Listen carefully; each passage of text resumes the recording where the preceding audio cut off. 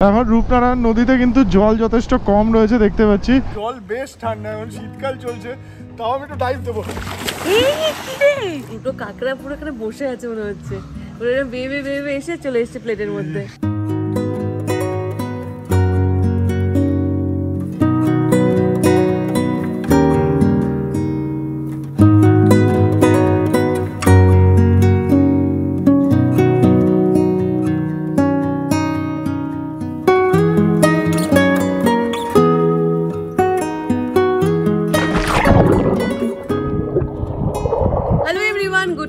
And welcome back to our channel. আমি বনি চলে এসেছি নতুন একটা ব্লগ নিয়ে, মানে বৈদিকের চ্যানেল থেকে। আজকে ব্লগটা কিন্তু আমি স্টার্ট করছি আমাদের বাড়ি থেকে, আর মোটামুটি রেডি হয়ে গেছি। পাপা ওইদিকে কিন্তু লাগেজ সেট করছে, দেখাচ্ছি তোমাদেরকে। আজকে কিন্তু আমাদের একটা রাইড হতে চলেছে, আর সেটা কোথায় কিন্তু সব বলবে পাপা। ব্যাগ লাগেজ লোড করছে, কোথায় যাচ্ছি সব বলবে কিন্তু ও, আমি কিছু জানি না। বিরাট বড় ট্রিপে বেরোচ্ছি মনে হচ্ছে, কিন্তু বড় নয়। আমরা একটা শর্ট রাইডে যেতে চলেছি আজকে। প্ল্যানটা কিন্তু হয়েছে কালকে রাতে, বেসিক্যালি কালকে রাতে কিন্তু আমরা ঠিক করে এই এখনই ব্যাগ প্যাক করেছি, মানে লাগেজ বের করেছি, আর সকালবেলা ব্যাক করেছিও আজকে, আর বেরোচ্ছিও এখন। হ্যাঁ, পরশুদিন এসে আবার আজকে একটা নতুন ট্রিপে বেরিয়ে যাচ্ছে, সেটাই হচ্ছে লাইফ। গুড মর্নিং তোমাদের সবাইকে। সকাল সকাল আমি আরেকটা নতুন মোটো ব্লগ নিয়ে চলে এসেছি, কুয়াশাচ্ছন্ন ওয়েদারের নতুন মোটো ব্লগ। আমি তো আজকে রাইডটা খুব এনজয় করতে চলেছি, আর তোমাদেরও এনজয় করাতে চলেছি। তোমরা আজকে ফিল করতে চলেছো যে তোমরা আমাদের সাথে রাইড করছো এবং একটা সাডেন ট্রিপে বেরিয়ে পড়েছো। যদিও বললাম সকাল সকাল, কিন্তু সকাল সকাল নয়, এটা যেহেতু আনপ্ল্যান ট্রিপ, ওই জন্য আমাদের টাইমিংয়ের একটু গড়বড় হয়ে গেছে। সকাল 11টা বলতে পারো, এখন 11টা বাজে, আর আমরা বেরোচ্ছি। আজকে আমাদের জার্নি হচ্ছে মন্দারমণির জন্য। তোমরা জানো এর আগে আমাদের অযোধ্যা ট্রিপ ছিল, কলকাতা টু অযোধ্যা। সেখানে কিন্তু বেশ টান রাইড ছিল, লং হাইওয়েতে জার্নি ছিল। তো সেই সব জার্নিগুলো করে আসার পর, বিশেষ করে লাস্ট দিনের জার্নি প্রায় 16-17 ঘন্টা জার্নি ছিল। বারাণসী থেকে সকালবেলা 10টা নাগাদ আমরা বেরিয়েছিলাম, আর রাত প্রায় 2:30 নাগাদ বাড়ি পৌঁছেছি। তো এই সব জার্নিগুলো পরে মনেই হচ্ছিল যে একটু রিল্যাক্সের একটা ট্রিপ করবো। আর রিল্যাক্সেশন কোথায় খুঁজতে যেতে পারি আমরা? অবশ্যই মন্দারমণি, অবশ্যই। যদিও মন্দারমণির রাস্তা, দীঘার রাস্তা সম্বন্ধে আমরা সবাই কম বেশি জানি, কিন্তু তাও রাস্তার নতুন কি আপডেট রয়েছে সেটা সম্বন্ধে তোমাদের ছোট্ট করে ইনফরমেশন দিয়ে দেবো আজকের ব্লগে। তোমরাও যদি আমাদের মধ্যে একটা সাডেন প্ল্যানে বেরিয়ে পড়তে চাও, তাহলে রাস্তা নিয়ে যাতে কোনো সমস্যা না হয় সেটা তোমাদের সাথে অবশ্যই আমি শেয়ার করে দেবো। আর তার সাথে সাথে আজকে আমরা খুব সুন্দর একটা রেজর্ট বুক করেছি, মন্দারমণিতে নতুন হয়েছে। তো সেই রেজর্টটার সম্বন্ধে সমস্ত ডিটেলস তোমাদের সাথে শেয়ার করবো।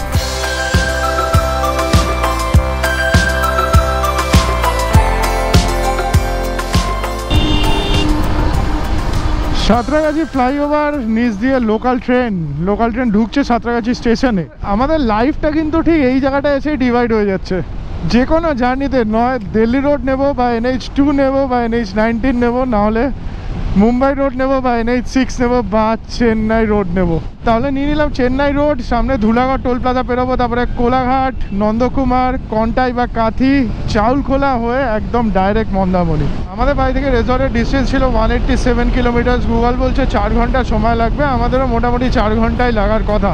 11টার সময় বাড়ি থেকে বেরিয়েছি, আশা করছি 3টের সময় পৌঁছাবো, না 2:30টার মধ্যে পৌঁছে যাওয়ার চেষ্টা করবো।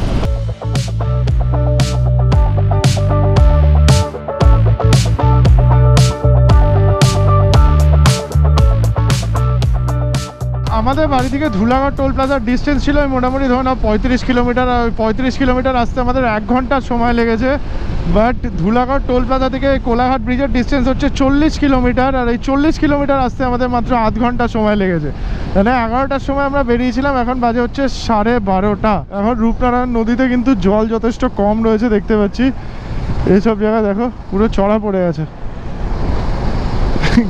কিরম লাগছে নদীটা, বর্ষাকালে কত দূর অবধি জল থাকে। তো এখনো অবধি আমাদের কিন্তু 110-112 কিলোমিটার মতো রাইড করতে হবে আশা করছি। আর 1.5-2 ঘন্টার মধ্যে আমরা পৌঁছে যাবো। 1.5 ঘন্টায় হবে না, হয়তো 2 ঘন্টার মধ্যে আমরা পৌঁছে যাবো, মানে 2:30 বাজবেই পৌঁছাতে। কোলাঘাটে এবার আমাদের দাঁড়ানোর কিছু নেই, খাওয়া দাওয়ারও কিছু নেই। আমরা মোটামুটি খেয়েই বেরিয়েছি, একদম রিসর্টে পৌঁছে তারপরে খাওয়া দাওয়া করবো। এখান থেকে সোজা চলে যাচ্ছে পুরী, আর আমরা নিয়ে নেবো কিন্তু লেফট সাইডে নিয়ে নেবো নন্দকুমারের দিকে। এই কোলাঘাটের এই টার্নিং পয়েন্টটা থেকে নন্দকুমারের ডিস্টেন্স ওই 25 কিলোমিটার মতো হবে। নন্দকুমার থেকে আবার আমরা রাইট সাইডে নেব দীঘার জন্য। Digha Kharagpur straight, Haldia left side, Digha left side.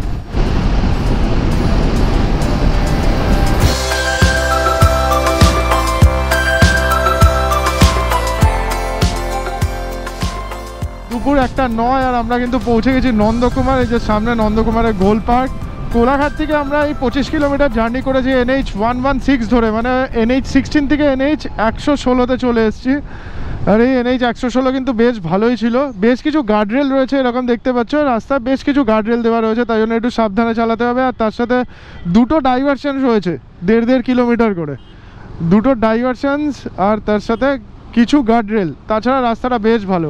আমাদের একটু বেশি সময় লাগলো, তার কারণ হচ্ছে আমরা ছবি তুলতে দাঁড়িয়েছিলাম, থাম্বনেলের ছবি তুললাম, ইনস্টাগ্রামের জন্য ছবি তুললাম, ওই জন্য আমাদের প্রায় 15-20 মিনিট ওখানে সময় লেগে গেল। এখন অবধি আমাদের ওই 75 থেকে 80 কিলোমিটার মতো রাইড করতে হবে। আর এখন কিন্তু আমরা 2 লেন রাস্তা পাবো, পুরো রাস্তাটাই এখন 2 লেন। নন্দকুমার থেকে একদম 2 লেন রাস্তা ধরে স্ট্রেট চলে যাবো আমরা চাউলখোলা ডিস্টেন্স ওই ধরে নাও 65-70 কিলোমিটার মতো হবে। চাউলখোলা থেকে আরও আমাদের 7-8 কিলোমিটার ভেতরে ঢুকতে হবে মন্দারমণির জন্য।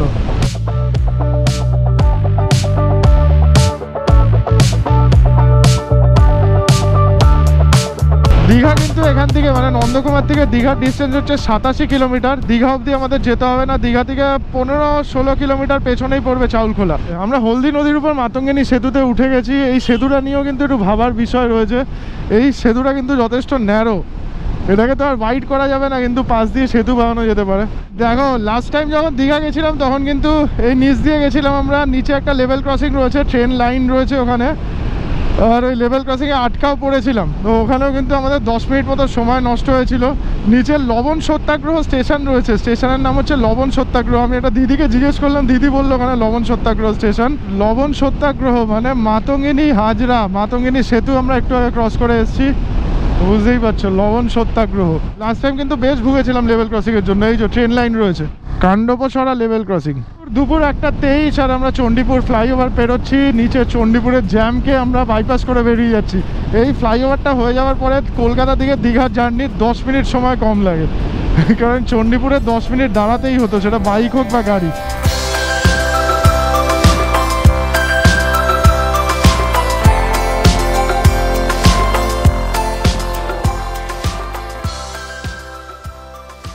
জয় মা নাচিন্দা, জয় মা, ভালো রেখো সবাইকে। ওই যে নাচিন্দা মন্দির। আমরা যেরকমভাবে আসছিলাম জাস্ট রাইট টার্ন নিয়ে নিলাম কাঁথি থেকে, কন্টাই থেকে। এখান থেকে দীঘার ডিস্টেন্স হচ্ছে 35 কিলোমিটার, আর আমাদের ধরে নাও আরও 25 কিলোমিটার মতো যেতে হবে। দীঘা 20 কিলোমিটার আর লেফট সাইডে মন্দারমণি 9 কিলোমিটার। মানে আমরা কিন্তু চাউলখোলা পৌঁছে গেছি, স্ট্রেট চলে যাচ্ছে দীঘা, আমরা লেফট সাইডে নেব। দীঘার দিকে আমরা যাচ্ছি না, আমরা মন্দারমণি যাব। মন্দারমণি, বহুদিন পর মন্দারমণি আসছি আমরা, বহুদিন পর। এখান থেকে আমার 10-11 কিলোমিটার আমাদের ভেতরের দিকে যেতে হবে। সামনে মোড়ে মাথায় গিয়ে আমি একটা কল করে নেবো রিসর্টে, যদিও আমাদের লোকেশন চলে এসছে আমাদের কাছে। এখন টাইম হয়েছে কিন্তু 2:15, মানে আমাদের 3 ঘন্টা 15 মিনিট মতো সময় লাগলো চাউলখোলা পৌঁছাতে।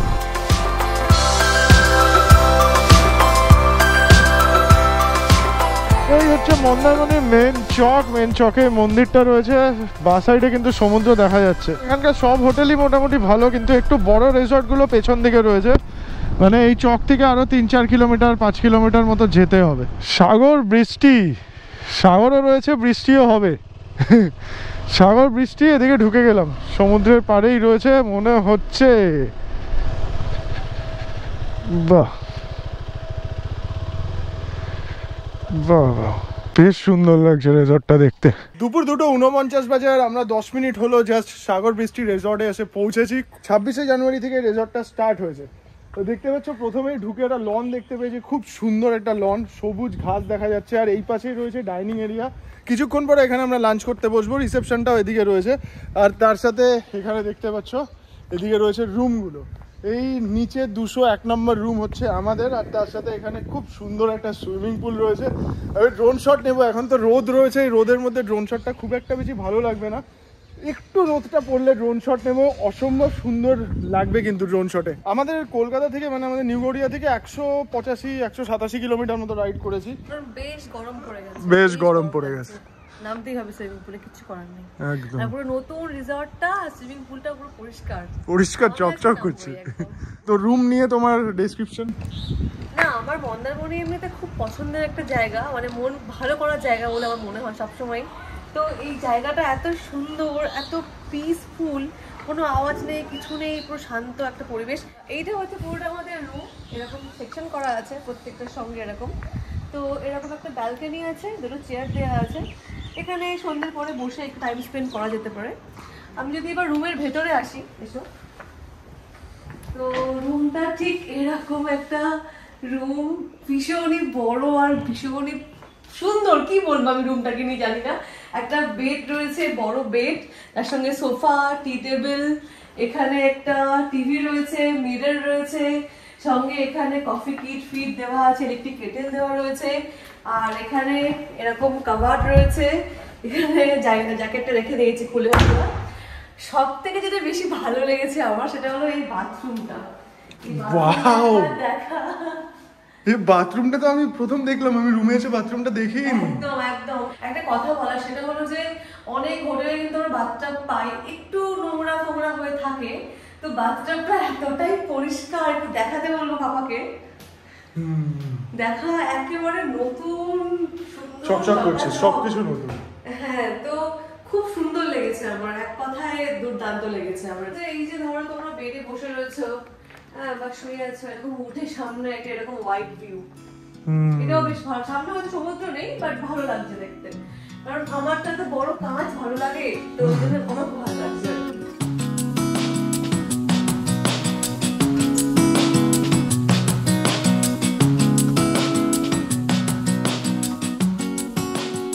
এখানে দেখতে পাচ্ছ এই বিল্ডিং এর গ্রাউন্ড ফ্লোরে রয়েছে আমাদের রুম। এখানে 201 নম্বর রুম হচ্ছে আমাদের। এখান থেকে আমরা চলে এসেছি রেস্টুরেন্টে রয়েছে আমাদের লাঞ্চে কি কি রয়েছে, বনি অলরেডি বসে পড়েছে। কটা বাজে বলতো? 3:30 বাজে অলরেডি। 3:30 বেজে গেছে। ভাত আছে এখানে, মুসুর ডাল বোধ হয় এটা, তার সঙ্গে ঝুরি আলু ভাজা আছে, কাতলা মাছ আছে দুটো, বেশ বড় বড় কাতলা মাছ, তার সঙ্গে চিকেন কারি 1 প্লেট।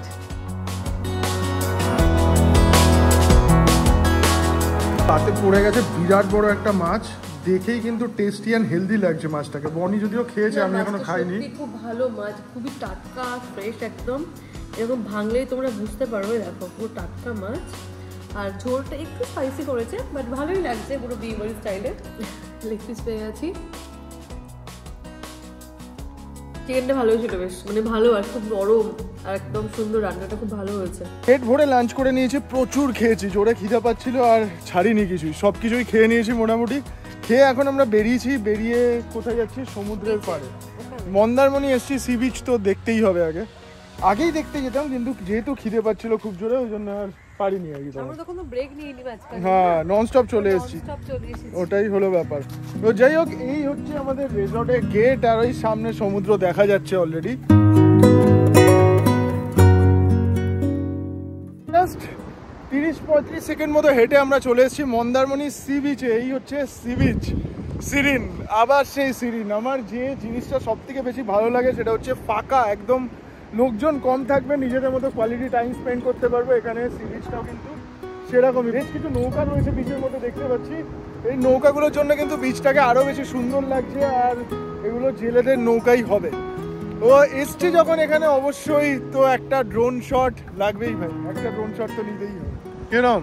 খুব সুন্দর, খুব সুন্দর, মন খুশি করে দেওয়া, মন শান্ত করে দেওয়া। আমার তো বিচ অলওয়েজ পছন্দ, অলওয়েজ। এত মনটা পুরো শান্ত হয়ে যায়, অস্থির মনটা, আমার এই অস্থির মাথাটা শান্ত হয়ে যায় সমুদ্রে এলে।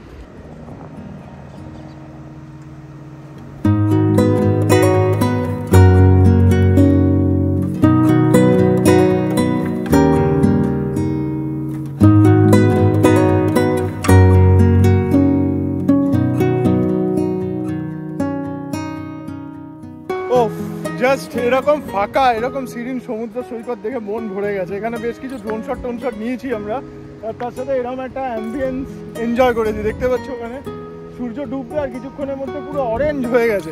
সব কিছু তো করে ফেললাম মোটামুটি, রিসর্ট ঘুরে দেখলাম, সমুদ্রের পাড়ে ঘুরে এলাম। এবার সুইমিং পুলটা বাকি আছে, কিন্তু জল বেশ ঠান্ডা, এখন শীতকাল চলছে, তাও আমি একটু ডাইভ দেবো।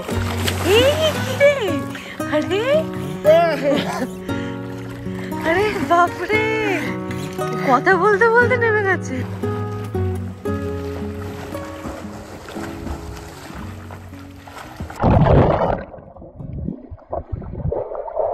সন্ধ্যেবেলা রিসর্টের অ্যাম্বিয়েন্সটা ঠিক এরকম হয়ে রয়েছে। রিসর্ট সাগর বৃষ্টি, আর এখানে বৃষ্টির জলের আওয়াজও আমরা পাচ্ছি। হ্যাঁ, ঘর থেকেই পাচ্ছিলাম। বৃষ্টি কিন্তু পড়ছে না, কিন্তু সন্ধ্যের পরে অ্যাম্বিয়েন্সটা এভাবে চেঞ্জ হবে ভাবতেও পারিনি সিরিয়াসলি। এটা হচ্ছে ডাইনিং এরিয়া। ডাইনিং এরিয়াতেও কিন্তু এরকম সুন্দরভাবে লাইট লেগে গেছে। আর এদিকে যদি ঘোরাই তাহলে ঠিক এরকম লাগছে রিসর্টটাকে, রিসর্ট, সাগর, বৃষ্টি।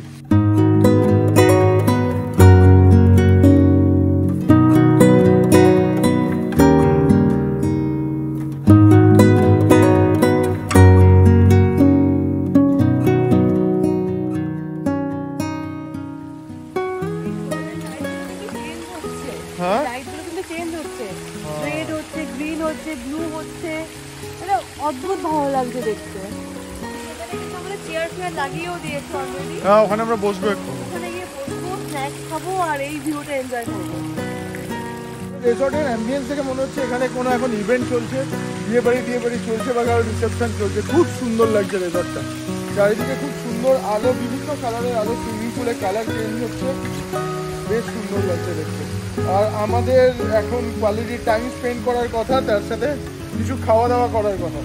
পকোড়া তো আমরা অলরেডি খেয়ে নিয়েছি, তার সাথে আমরা আর কি খাচ্ছি বনি জানে, আমি এখন অবধি জানি না। আর বনি কিন্তু অলরেডি এখানে বসে পড়েছে সুইমিং পুলের পাশে। চিকেন পকোড়াটা ঘরেই খেয়ে নিয়েছি, তো এখানে চলে এসে ক্র্যাব, দুটো কাঁকড়া পুরো এখানে বসে আছে মনে হচ্ছে, বেবে বেবে এসে চলে এসেছে প্লেটের মধ্যে। আমি ভাবছি দেখি যে এটা কি কুকড, মানে প্রপারলি কুকড, তো মশলা ফসলা দিয়ে বলছি হ্যাঁ পুরো কুকড। তো আমি হাত দিলাম, এরকম উঠে চলে এসছে এটা। এটা জাস্ট মানে ডেকোরেট করে দিয়েছে আর কি, এটা সুন্দর করে গার্নিশ করে দিয়েছে এটাই। আর এখানে কিন্তু ক্র্যাবের অপশন বেসিক্যালি থাকে সমুদ্র, মানে সি ক্র্যাবগুলো, বাট আমি বললাম যে আমি সি ক্র্যাব খাবো না, কারণ আমার একটু অ্যালার্জি হয়। তো বললাম যে দেশি ক্র্যাব কি আছে, বলছে আনিয়ে দেবো আপনার জন্য। তো দুটো ক্র্যাব আনিয়েও দিয়েছে, ভালো করে রান্নাও করে দিয়েছে। আর তার সঙ্গে এখানে পমফ্রেটটা আছে। পমফ্রেটটা আমি এই মুহূর্তে খুলছি না, কারণ ঠান্ডা হয়ে গেছে অলরেডি। প্রথমে আমি ট্রাই করছি ক্র্যাবটা, দেন খুলবো আমি পমফ্রেটটা। ক্র্যাবটা না খেতে যতটা ভালো, এটাকে ম্যানেজ করা ততটাই টাফ। পুরো মিটে ঠাসা। তো আমি এখন রয়েছি সাগর বৃষ্টি হোটেলের বা রিসর্টের রিসেপশনে। তো রিসেপশন আমরা অভিজিৎ দাকে পেয়ে গেছি। আমি একটু জাস্ট অভিজিৎ দার থেকে জিজ্ঞেস করে নেবো যে কি কি ক্যাটাগরি রুম এখানে রয়েছে, মানে আমাদের ভিউয়ার্সরা যদি আসতে চায় এখানে, তাহলে কি ক্যাটাগরি রুম রয়েছে আর তার ট্যারিফ কত রয়েছে। আমাদের আছে কটেজ আছে গ্রাউন্ড ফ্লোর, ওটা হচ্ছে 1500 টাকা, এবং সুপার ডিলাক্স রুম আছে ফার্স্ট ফ্লোর, ওটা হচ্ছে 3500 টাকা, এবং সুপার ডিলাক্স গ্রাউন্ড ফ্লোর আছে 3500 টাকা, এবং সুপার ডিলাক্স 3 বেডরুম আছে, ওটা হচ্ছে 4000, আর সুপার ডিলাক্স 4 রুম আছে, ওটা হচ্ছে 4500। 4500। আর এটা কি খালি তোমার থাকা, ফুড তো আলাদা পুরো একদম, ফুড আলাদা। এবার সিজন চললে রুমের একটু আপ ডাউন হতে পারে, কিন্তু এই হচ্ছে রুম রেন্ট। রিসর্টটা বেশ ভালো লাগলো। আর কবে থেকে চালু হয়েছে এটা? 26শে জানুয়ারি চালু হয়েছে রিসর্ট। খুব নতুন একটা রিসর্ট, খুব সুন্দর লেগেছে আমার, খুব সুন্দর লেগেছে। থ্যাংক ইউ দাদা, থ্যাংক ইউ। আর আমি নাম্বারটা পুরো ডেসক্রিপশনে দিয়ে রাখবো, আর এখানেও কার্ড রয়েছে, আমি একবার দেখিয়ে দিচ্ছি। এই হচ্ছে নাম্বার, আর ডেসক্রিপশন বক্সে কিন্তু তোমরা আরো ডিটেলসে পেয়ে যাবে, হোটেলের লোকেশন থেকে শুরু করে সবকিছু আমি দিয়ে রাখবো। তো এই ব্লগে আর কিছু দেখানোর নেই, তোমাদের সাথে আবার দেখা হচ্ছে নেক্সট ব্লগে। এই ব্লগে কিন্তু সমস্ত ডিটেলস শেয়ার করেছি, রাস্তার ডিটেলস, তার সাথে সাথে রিসর্টের ডিটেলস। যদি তোমরা এই রিসর্টে এসে থাকতে চাও তাহলে ডেসক্রিপশন বক্সে একবার চেক করে নিও, সমস্ত ডিটেলস দেওয়া রয়েছে। চলো আজকের মতো এই ব্লগটা এখানেই শেষ করছি। ব্লগটা যদি ভালো লাগে অবশ্যই এটা লাইক করে, আর যদি বেশি ভালো লাগে তাহলে নিজেদের চেনা জানা বন্ধু বান্ধব, ফ্যামিলি মেম্বার সবার সাথে শেয়ার করে দিতে পারো। আর একদম কথা বলবো না, ডাইরেক্ট গুড বাই বলবো, গুড নাইট বলবো ফ্রম